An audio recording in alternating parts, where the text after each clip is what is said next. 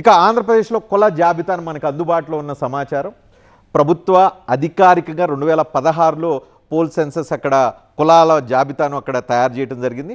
వాటిలోంచి అందుబాటులో ఉన్న సమాచారం ఇది 2016-17కు సంబంధించిన లెక్కలు. ఇంతకు మించి కొంచెం అటు ఇటు కొంచెం స్లైట్ చేంజెస్ ఉంటాయి. అధికారికంగా మనకు అందుబాటులో ఉన్న సమాచారం అదే కాబట్టి దాన్ని బేస్ చేసుకొని ఈ లెక్కలు తయారు చేయడం జరిగింది. సో మెజారిటీ జనాభా బీసీ జనాభా 39.51 అంటే లెస్ దాన్ 40%. ఏంటి 40%? తెలంగాణలో 50% వరకు బీసీలు ఉంటారు, ఆంధ్రప్రదేశ్లో 40% లోపే ఎందుకున్నారంటే ఇక్కడ ప్రధానంగా మైనార్టీలు ఎవరైతే ముస్లిం మైనార్టీలను బీసీ జాబితాలో ఉన్నారు వాళ్ళని సపరేట్గా వేయటం జరిగింది.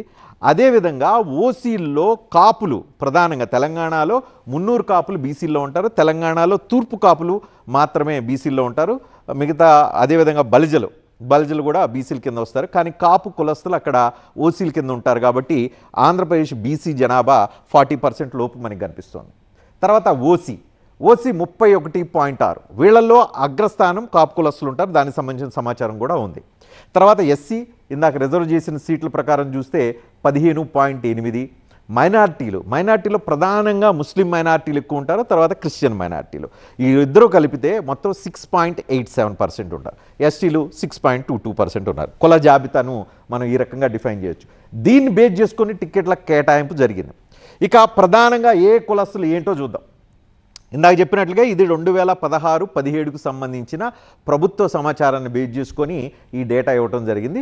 దీంట్లో స్లైట్ చేంజెస్ ఉండే అవకాశం ఉందండి. తర్వాత కొత్తగా ఓటర్లు పెరిగి ఉండొచ్చు, తర్వాత కొత్తగా జనాభా వచ్చి ఉండొచ్చు. వీటన్ని దీని ప్రకారం చూస్తే బీసీల్లో అత్యధికంగా యాదవ కమ్యూనిటీకి సంబంధించిన వాళ్ళు ఉన్నారు. 25.5 లక్షల మంది యాదవ్ కమ్యూనిటీకి సంబంధించి ఉన్నారు. అందుకే అన్ని పార్టీలు యాదవులకు టికెట్లు ఇవ్వడం కోసం పోటీ పడుతున్న పరిస్థితి కనిపిస్తుంది. అంటే బీసీల్లో డామినేటెడ్ క్యాస్ట్ ఏంటంటే ఆంధ్రప్రదేశ్లో యాదవులు అని చెప్పొచ్చు.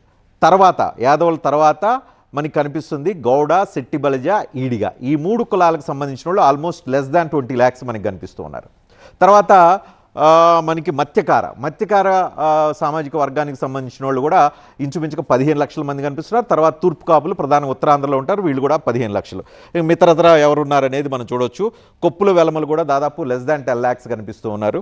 తర్వాత పద్మశాలీలు కూడా 9,24,000 మంది మనకి కనిపిస్తున్నారు.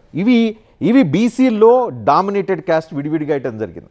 ఇవన్నీ కాకుండా చిన్న మొత్తం 100 కులాలు పైగా ఉంటాయి బీసీల్లో.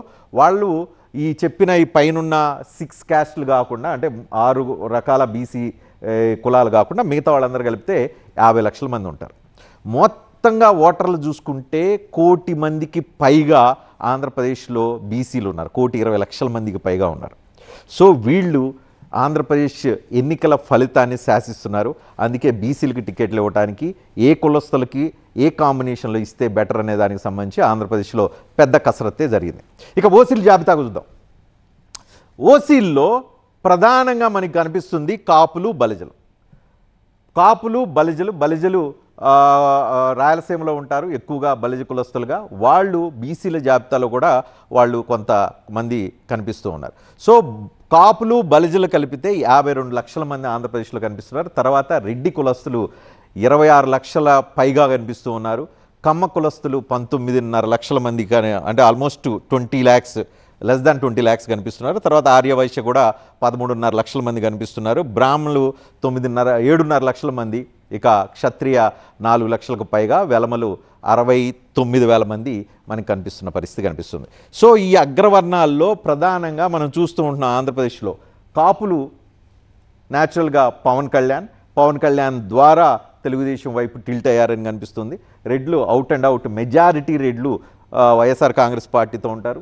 కమ్మల సంగతి అందరికీ తెలిసిందే. తెలుగుదేశం పార్టీకి 95% ఉన్నా ఆశ్చర్యం లేదు. ఇక ఆర్య, వైశ్య, బ్రాహ్మణ, క్షత్రియ వీళ్ళందరూ మెజారిటీ ఎక్కువగా అగ్రకులస్తులు తెలుగుదేశం ఎన్డీఏ వైపు ఉన్నారు అని అనటంలో మనకి సందేహం కనిపించడం లేదు. ఇక నెక్స్ట్ చూద్దాం. ఎస్సీ ఓటర్లు ఇందాక చెప్పాను, ఇది ఎస్సీ ఓటర్లు దాదాపు ఫిక్స్ అయి ఉంటారు. ఎస్సీలో ప్రధానంగా మాల కులస్తులు మనకి 35 లక్షల మందికి పైగా ఉన్నారు. ఇక మాది కులస్తులు 25 లక్షల మంది. ఇక అదేవిధంగా రెల్లి కులస్తులు 80,000 మందికి పైగా కనిపిస్తూ ఉన్నారు. ఇక ఎస్టీ 25 లక్షల పాపులేషన్ కనిపిస్తుంది. మైనార్టీలు క్రూషియల్ మైనారిటీ పాపులేషన్ 26 లక్షల మంది మనకి కనిపిస్తున్నాయి. ఆల్మోస్ట్ 27 లక్షలు వేసుకోండి. 6.87%. 27 లక్షల మంది ముస్లిం మైనారిటీలు రకరకాల కారణాల వల్ల భారతీయ జనతా పార్టీకి వాళ్ళు వ్యతిరేకంగా ఉంటారు కాబట్టి, భారతీయ జనతా పార్టీ కూటమి ఉంది కాబట్టి కూటమి వ్యతిరేకంగా ఓటు వేసి ఉంటారనేది వైఎస్ఆర్సీపీ ఆనందపడుతుంది. వాళ్ళు తమ వైపు ఉంది అనేది వాళ్ళ ఆలోచన. అదేవిధంగా క్రిస్టియన్లు ఆంధ్రప్రదేశ్లో 3,15,000 మంది మాత్రమే ఉన్నారు. ఏంది ఇంత తక్కువ మంది అనుకుంటున్నారు? ఇది ఒరిజినల్ క్రిస్టియన్లు. వీటిలో కాకుండా మిగతా కులస్తుల నుంచి కన్వర్టెడ్ క్రిస్టియన్లు ఎవరైతే ఉన్నారో వాళ్ళు ఈ జాబితాలోకి రారు. వాళ్ళు క్యాలిక్యులేషన్లో వాళ్ళు అందుబాటులో ఉండే అవకాశం లేదు కాబట్టి, అంటే వాళ్ళు ఒరిజినల్ కులాన్ని రిఫ్లెక్ట్ చేస్తూనే వాళ్ళు కన్వర్ట్ అవుతారు కాబట్టి వాళ్ళ జాబితా మనకి ఇక్కడ రాదు. సో మైనారిటీలు మొత్తంగా చూసుకుంటే 25 లక్షల మందికి పైగా కనిపిస్తున్నారు, ముస్లిం అండ్ క్రిస్టియన్లు కలిపితే. ఇది వైఎస్ఆర్సీపీ తమ అనుకూల ఓట్ బ్యాంక్గా కనిపిస్తుంది. అదేవిధంగా మాలల్లో పాయింట్లో చూస్తే మాలల్లో మెజారిటీ వైఎస్ఆర్ కాంగ్రెస్ పార్టీ ఎక్స్పెక్ట్ చేస్తుంది, మాదిగల్లో మెజారిటీ తెలుగుదేశం వైపు షిఫ్ట్ అయ్యే అవకాశం ఉందన్నట్టుగా అంచనాలు మనకి కనిపిస్తున్నాయి.